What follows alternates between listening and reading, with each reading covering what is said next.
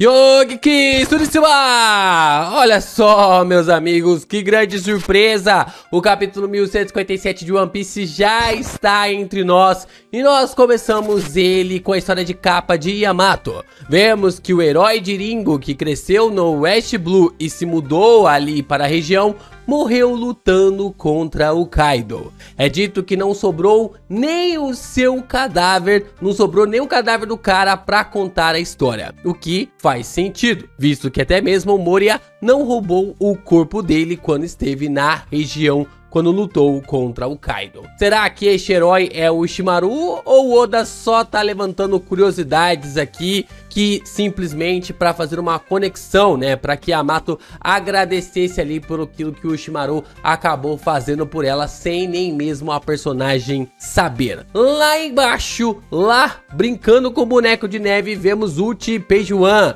e a gente observa ali que eles são apenas duas crianças mesmo. Voltamos para falar mais sobre este capítulo depois da vinheta.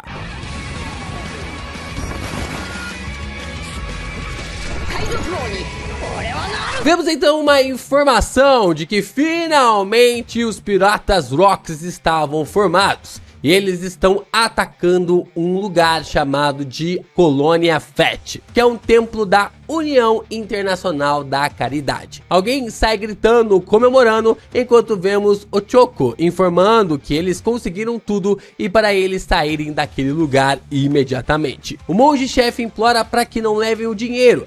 O dinheiro é para alimentar as crianças carentes. O Krillin rebate chamando o velho de mentiroso. Um Dendemushi toca com Kaido e Barba Branca dizendo para trazer o último elevador. Eles ainda estão na parte inferior do lugar. O Shiki dá risada dizendo que havia esquecido deles. E então joga uma bomba no subsolo tentando matar o Kaido e o Barba Branca, dizendo tchau para ambos e o Choco chama-os de idiota. O monge-chefe começa a reclamar com os outros monges, dizendo que os Rocks estragaram seu plano perfeito e questiona como as tropas não haviam chegado ainda. Os demais monges respondem que elas estão chegando, o que o monge-chefe responde para não deixar ninguém escapar e pede para que o templo seja fechado. Lili então dá risada da atitude deles, questionando se querem mesmo trancá-los. Ela pede para a Stance sair da frente, mas de repente tudo começa a tremer. É interessante, né, que o Oda vai colocando aqui esses piratas que a gente sabe que são um bando de desgraçados,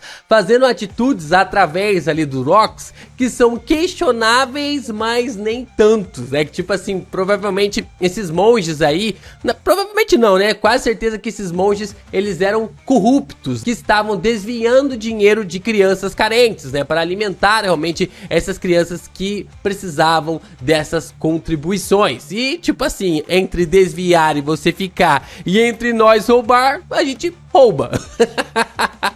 A gente rouba, né? Acho que a ideia ali do Shebeck é exatamente essa. Vai ser desviado de qualquer forma, então deixa comigo, deixa que eu desvie ali pra você. O Barba Branca acaba usando ali sua técnica chamada de Shima Yurashi, a mesma técnica que ele usou em Marineford e que chacoalhou todo o lugar. Toda a ilha começa a tremer sem parar, ondas gigantes são geradas enquanto todo mundo começa a gritar. Lili então reconhece ali que se trata dos poderes de Barba Branca, mas já é tarde demais. Todos os Rocks que estavam na superfície são tragados para dentro da ilha. Vemos então ali Kaido, Newgate e Kyo saindo ali dos destroços. Kaido diz que está com inveja das habilidades de Barba Branca, o que o mesmo lhe responde que é melhor ele escolher uma Akuma no Mi com cuidado, porque ela ficará em seu corpo para o resto da vida. Kaido então assente com a dica dada. Interessante, né? Ali o Barba Branca tratava realmente o Kaido como se fosse ali um irmão mais novo. A gente sabe que a Lin também tratava o Kaido como irmão mais novo e o Barba Branca também trata o Kaido como um irmão mais novo. Kyo então questiona quem havia jogado uma bomba neles enquanto olha ali para os caídos para dentro da ilha. Shiki flutuando dá alma de João sem braço, debochando ali do Kyo e questiona que ele ainda estava vivo e como estava tão preocupado. Isso deixa o Kyo ainda mais irritado. errado. Mas o Rox acaba chegando ali para acabar com a bagunça, questionando o que eles estavam fazendo e que precisam andar logo. Mas Shiki e Kyo começam a tretar naipe Zoro e Sanji quase sempre. Rox diz que é melhor que o tesouro esteja a salvo e Ganzui responde que é claro. Mas então, o Capitão John diz para Xebec olhar ao redor. John avisa ali o Xebec que são os fuzileiros navais e que eles estão completamente cercados. Aí o Xebec começa a rir, debochando, dizendo que isso era um grande problema e chama a todos, dizendo que não era mais hora para brigarem, para gerarem ali brigas mesquinhas. Eles precisam se preparar para zarpar, pois os fuzileiros navais haviam chegado. Mas aí que o Barba Branca reconhece que os fuzileiros chegaram rápido demais e se pergunta se essa informação deles estarem nesse local havia vazado. O que faz o Xebec realmente demonstrar que estava sendo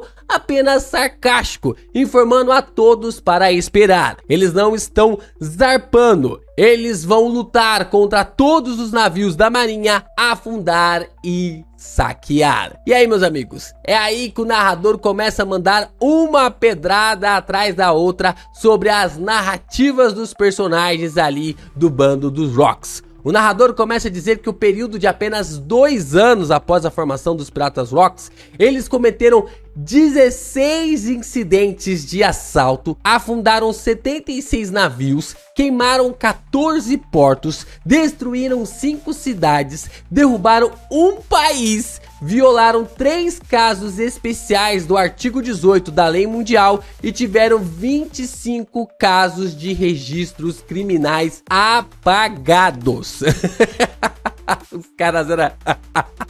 Os caras eram tão quebrados, tão sinícios, que os caras tiveram 25 registros apagados da história, como se não tivesse acontecido, porque seria uma vergonha mundial para o governo e para a marinha revelar esses feitos. Embora este tenha sido o mesmo mar onde navegou o futuro rei dos piratas, Gold Roger, pode-se dizer que os poucos anos em que eles fizeram suas ondas são chamados de Era dos Rox. Caraca, olha, Oda sabe como realmente criar um hype absurdo entre os personagens, né? Algo realmente assim, extremamente absurdo. E essa interação dos Rox só melhora tudo, né? Porque, caraca, fazer eles serem dessa forma é uma das melhores coisas que o Oda poderia fazer. Porque, basicamente, os caras não ficam realmente ali, meio que tipo assim, se contendo, né? Ou se contentando com as suas habilidades, com os seus poderes. Os caras viviam tentando se matar e com isso eles iam ficando cada vez mais fortes. É tipo assim, é como se você pegasse, por exemplo, ali o Sanji versus o Zoro e você replicasse isso pra todo o bando dos Mugiwaras.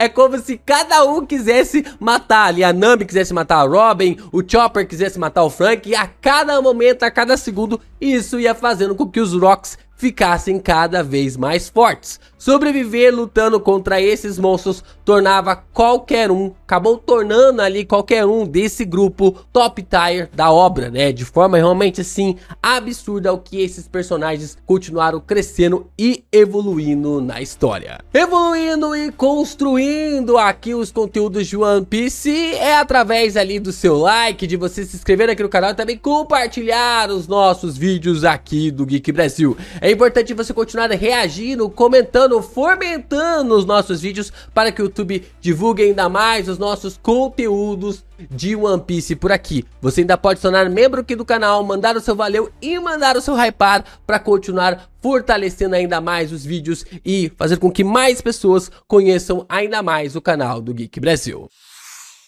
Vamos para um novo mundo em uma ilha chamada de Enishi. O governo mundial está atacando a ilha, mas Harold está intervindo. O agente do governo mundial questiona o que essa ação do Harold significa. Ele fala para Harold ir embora imediatamente. Países não afiliados são considerados zonas sem lei pelo governo mundial, e pessoas que vivem nesses países não possuem direitos humanos. Harold está furioso, dizendo que não deveria ser assim. O governo mundial não é uma regra deste mundo e pede, por favor, para que libertem as pessoas sequestradas. pois quando Elbaf foi devastada pela fome, essas pessoas foram uma nação amiga que ajudou o seu país de graça. Os gigantes devem suas vidas a eles. Os cidadãos então começam a pedir ajuda a Harold e o rei dos gigantes então diz que chegou a hora de pagar sua dívida. E é por isso que ele não vai sair dali até que todos sejam libertados. O agente então diz a Harold que Elbaf é apenas considerado um potencial candidato aos status ali de nação afiliada.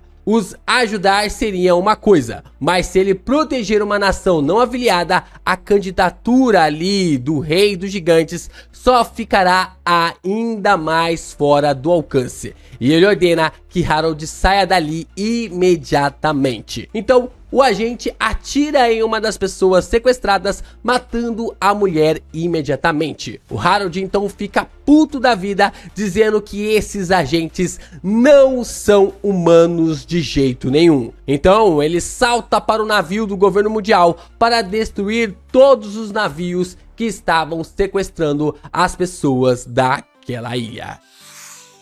Em Elbaf, o Jornal Econômico Mundial noticia: Harold, o rei de Elbaf, mostra sua verdadeira natureza. Fingindo amizade com o governo, afundou um navio de guerra inocente. Olha, o Oda é muito bom em criar realmente essas notícias, né? Essas fake news. Parece até a realidade, né?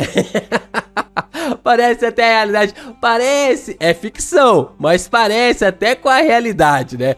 No bar ali da ida, Rox começa a rir, dizendo que o governo mundial é assim mesmo, e pede para Harold os conduzir para beber no castelo. O rei então diz ali para Rox não ser tolo. De jeito nenhum ele permitiria que alguém com uma reputação tão infame quanto a dele entrasse em seu país. Shebek questiona mais uma vez porque todos os gigantes e Harold não se tornam seus nakamas. Ele precisa desistir de tentar dialogar com o governo mundial e que ele não aguenta mais ver o rei se curvando para o governo desse jeito. Harold então aparece com a cabeça raspada igual a foto ali do castelo, mas ainda está com os chifres. Ele diz ali que Elbaf um dia vai se juntar ao governo mundial. Rox começa a rir, questionando que tipo de cultura considera raspar a cabeça um ato de sinceridade. Harold diz que Garp também riu dele, o que o Rox então mostra que conhece o Garp, dizendo que ele odeia seus superiores e que o avô do Luffy deveria virar pirata logo. Ah, caraca, foi só uma deixa, né, cara? Uma deixa muito boa pra já preparar o caminho, né? Porque a gente já viu ali uma intenção entre o Garp e também ali o Roger no último capítulo. Agora o Rox conhecendo ali o Garp, né? Reconhecendo o Garp, falando: caraca, esse cara é sinistro, mas que pena que ele é marinheiro, né? Que pena que ele é marinheiro, ele deveria logo virar ali pirata e não ser ali preso a ninguém, né? Não ser preso a mais ninguém. E aí, caraca, é um reconhecimento do Rox para o Garp, né? Mostrando como o Garp, apenas ali com seus punhos, a sua força bruta, com Haki do Conquistador e armamento e observação, que realmente ali consegue alavancar todo o seu poder e arrasar os seus oponentes. O Harold então informa que em toda a organização existe o lixo, mas os fuzileiros navais são uma força militar admirável que ajuda as pessoas todos os dias. De Elbaf, eles começarão com o gigante John. Muitos outros se tornarão soldados da marinha também. Se pudessem enviar mais guerreiros seus, cuja força está se esvaindo, eles certamente seriam de grande ajuda para o povo. Rox diz que isso é assustador, mas ele se vira para Ida e questiona se ela não pode convencer ali o Harold a se juntar a ele, a conversar com ele e entrar para que o personagem fizesse parte ali do seu bando. Ida dá um sorriso para o Shebek e diz que se Harold fosse seu filho, ela pediria para ele escolher melhor ali os seus amigos. Escolher ali os seus amigos com sabedoria, o que faz o Shebek reclamar com ela. Vemos ali que Mato e também ali o Harundin estão do lado de fora e ela está tentando entregar uma bebida ali para o Loki, mas está morrendo de medo. Vamos para o quartel-general da marinha e Kong está conversando com Garp, Sengoku e Tsuru. Kong está falando dos gigantes Ele diz que só deles rolarem enquanto dormem, eles podem esmagar próximos até a morte. Se eles ficarem irritados, sua vida estará em perigo. Ele questiona Garp como os gigantes podem coexistir com humanos e diz que tudo isso foi o que ele ouviu por aí. Garp dá um chega pra lá no Kong, dizendo pra ele não vir pra cima dele com essas desculpas. É só eles serem colocados ali em um esquadrão separado que tudo ficará bem. Sua apresentação é de Garp, vice-almirante da marinha, avô de Monkey D. Luffy. Sengoku está falando que Harold é um homem sincero. Ele está tentando mudar a história de Elbaf. Sengoku também é apresentado como vice-almirante da marinha, futuro almirante de frota. Tsuru diz que existem rumores de que Harold está sendo convidado ali por Rocks para se juntar a ele. Se isso rolar, eles não têm certeza se a marinha vai conseguir pará-lo. Sua apresentação marca como vice-almirante da marinha, Tsuru, futura grande oficial do Estado-Maior. Kong está sendo colocado contra a parede e eles meio que estão fortalecendo ali para que o próprio Kong aceite ali os gigantes nos fuzileiros navais. Ele comenta que está entre a cruz e o punhal, mas reforça que os gigantes são historicamente conhecidos por sua natureza violenta. Então temos sua apresentação como almirante da marinha, Kong, futuro chefe comandante. Garp retruca dizendo que quer essas qualidades em suas fileiras, essas qualidades insanas dos gigantes em suas fileiras, e que precisa fazer de Elbaf uma nação afiliada logo. O que Kong responde que não é ele quem decide isso. Se fosse ele não estaria passando por um momento tão complicado agora. Vamos para Hashinosu e avançamos 2 anos no tempo. Agora estamos a 42 anos. Faltam 4 anos para o incidente de God Valley. Os piratas estão reagindo à notícia de que Shaq deixou de ser capitã das piratas Kuja, ao lado de Gloriosa. Os piratas reclamam que a possibilidade de encontrá-la no mar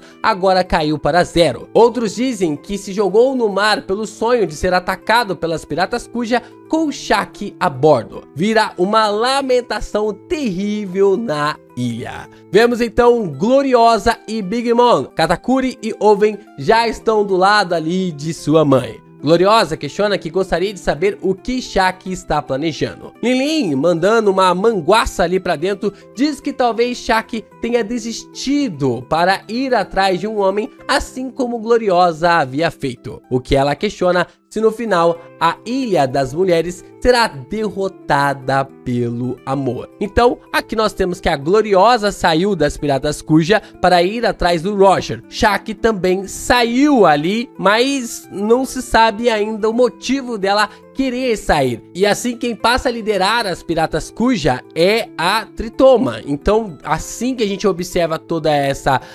construção acontecendo, nós teremos então a perda ali da Hancock e possivelmente é por isso que a Tritoma acaba falecendo, porque uma vai substituir na outra e assim elas vão atrás dos seus amores. Por isso que a Gloriosa ficou viva, a Shaka ficou viva. Como a Hancock foi sequestrada antes de assumir a liderança, ela não teve com quem passar ali o comando das Piratas Kuja e acabou falecendo. Agora resta saber se a Tritoma realmente se apaixonou pelo Kaido, se ela teve Yamato e depois faleceu neste período. Tem gente apostando aí em Yamato, tem gente apostando em Luffy. E vocês, o que vocês acham nos comentários? Mãe de Yamato? Mãe do Luffy? O que vocês acham essa história da Tritoma? Gloriosa então responde ali a Big Mom que alguém como a Lin, que faz filhos como Pipoca, jamais poderia entender o sofrimento pelo amor. Embora ser acometida pela doença do amor seja impensável, se ela estiver correndo atrás do Roger, ela não vai perdoar a Shaq. Mudamos para a Instância Barba Branca, com a jovem dizendo que todo mundo fala de Shaq isso, Shaq aquilo, mas ela sabe que Newgate só tem olhos para ela. O que o Barba Branca responde que nunca se apaixonou ali por ela. Stans então pula para cima do Barba Branca, dizendo que é ela, a popularíssima senhorita Bucky, e ela agarra o Barba Branca, dizendo que quer apenas ele. Um dos piratas então começa a gritar por toda a ilha de Hashinosu que o navio das Kuja, havia aparecido na costa. O narrador então começa a nos dizer que este pode ser considerado um dos maiores incidentes na Ilha dos Piratas. De todas as coisas, a bela Idol que cativou o mundo inteiro desceu ao covil de feras sanguinárias. Então, naturalmente, causou assim um alvoroço. A forma como Oda descreve Idol aqui é escrito em kanji como Takani no Hana, que significa prêmio além do alcance, mulher fora do alcance, né? Ali uma situação que ninguém consegue chegar no patamar para conquistar. Os piratas então se ajoelham para Shaki passar, enquanto ela agradece Tritoma, dizendo que aquele lugar estava ótimo para ela. Aqui então o Oda começa a destruir uma das teorias aqui em relação a Shaki, de que ela seria a mãe do Mihawk ali na história, né, juntamente com o Relief. Só pra eu confirmar aqui, Mihawk, Drácula e Mihawk, eu acredito que o Mihawk tenha 44 anos, né, o Mihawk tem 43 anos. Nós chegamos no ano 42, né, nós estamos no ano, já estamos há 42 anos, então não dá, simplesmente achar que cronologicamente, né, ali na timeline, achar que e também ali o Relief não podem ser os pais ali de Drácula e Mihawk. Mais uma teoria destruída aqui por Eiichiro Oda. Shaki então fica surpresa daquela ser a ilha dos piratas. Os piratas começam a dizer que simplesmente não conseguem olhar para ela. Com brilho em seu rosto e lágrimas em seus olhos, eles não conseguem ver nada. Eles questionam se Shaki veio se juntar aos Piratas Rocks igual a Gloriosa, mas ela responde que não. Ela só veio para morar um pouco na ilha. Isso deixa todos os piratas malucos de felicidade. Aqui nós temos um ponto que é o tema do número 57, né? Como a gente falou nas inversões, o número 57 é deixar algo para trás. No capítulo 57, o Zeff deixou a sua perna para trás. No capítulo 157, os piratas, né, o Chapéu de Palha, deixaram o peixe sagrado ali para trás, né? O Luffy que queria comer ali o Luffy queria comer ali o peixe sagrado, acabaram deixando ali para trás. No capítulo ali 751, nós temos ali o Luffy deixando ali os seus companheiros para trás, enquanto estava indo na direção do Flamingo. No capítulo 1057, nós temos Yamato ficando para trás, mediante a não aceitar ir com o bando para ali a aventura, né, para se tornar uma Chapéu de Palha. E agora nós temos o que? Nós temos Shaki deixando as Piratas Kuja para trás, se aposentando de forma definitiva de ser uma pirata. E o que reforça isso ainda mais é a sua próxima fala, né, que ela diz, né, Shaki também diz que é uma pirata. E mesmo que vire a página, ou seja, ela deixou a pirataria para trás, os fuzileiros navais ainda vão lhe caçar. Por isso, ela quer se esconder ali. E fazendo uma voz meiga, questiona se todos os piratas vão lhe proteger. O que é claro que todos gritam em uníssono de que todos vão proteger a personagem.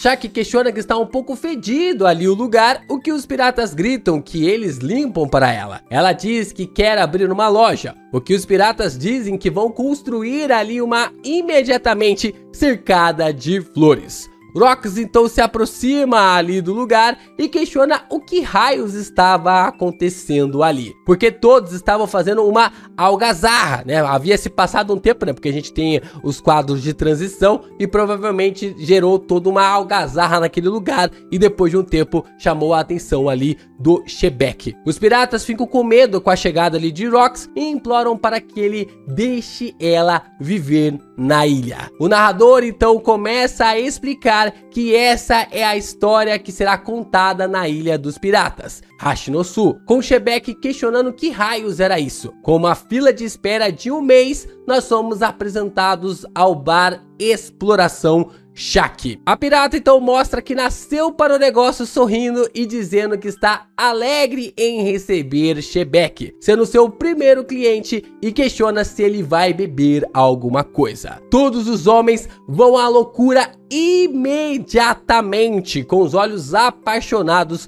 e coração saindo ali dos seus peitos. Até mesmo Barba Branca, ele tenta manter a postura, mas até mesmo seu coração é capturado pela beleza de Shaq. O narrador então diz que a chegada de Shaq é comparada a uma peônia que floresce em um deserto de chão seco e rachado. O coração de Shebeck, John, Chic, de todos vão à loucura com a chegada de Shaq. O narrador diz ali que a chegada da pirata trouxe vida à ilha.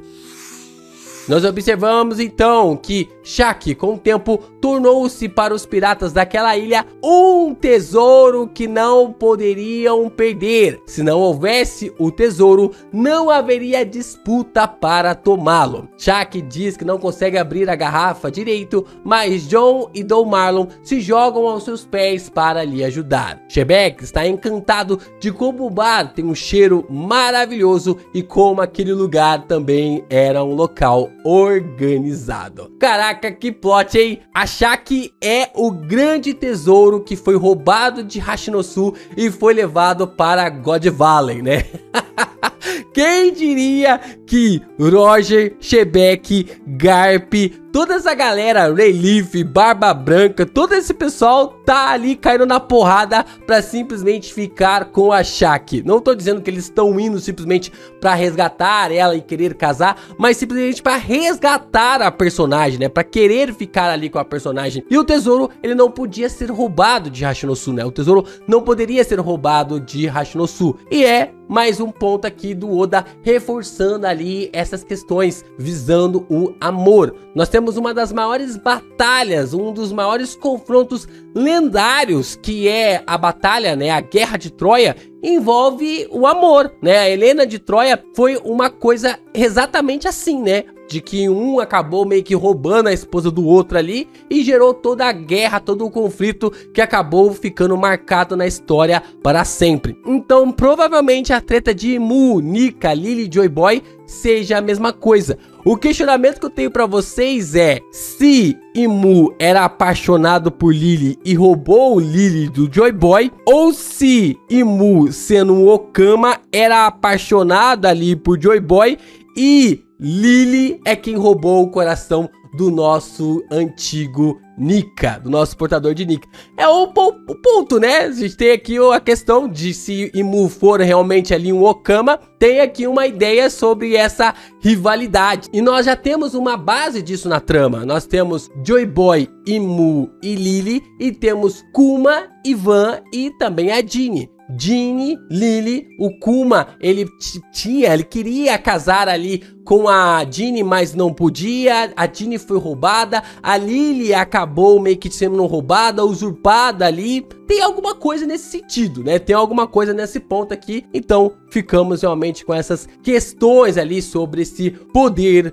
do amor. Vamos então para Mary Josie, e os Gorosei estão reunidos e possuem uma proposta ali para o Harold, para que o governo mundial aceite a filiação de Elbaf. No Salão do Poder, Mars diz que a condição para que os guerreiros de Elbaf se tornem uma nação aliada ao governo mundial é que eles matem Rox de Shebeck.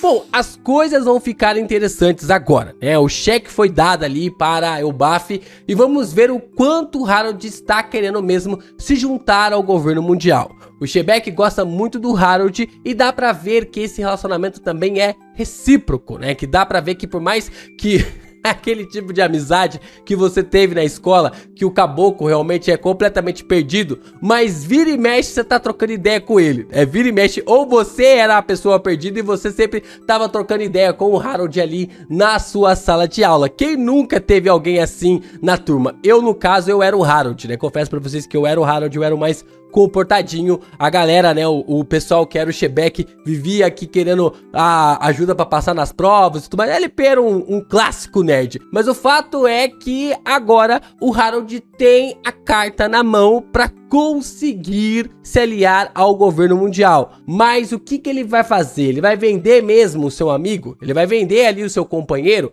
Ele vai vender esse maluco? Essa é a questão. As coisas vão estreitar ainda mais ali para os personagens e talvez comece a fazer sentido a fala de Moody, que Harold havia mesmo estragado tudo, porque o Harold nunca aceitou ali esses termos. Provavelmente o Harold nunca deve ter aceitado esses termos. Infelizmente nós não temos capítulo de One Piece na semana que vem, mas tem muito conteúdo pra gente discutir ainda sobre este capítulo.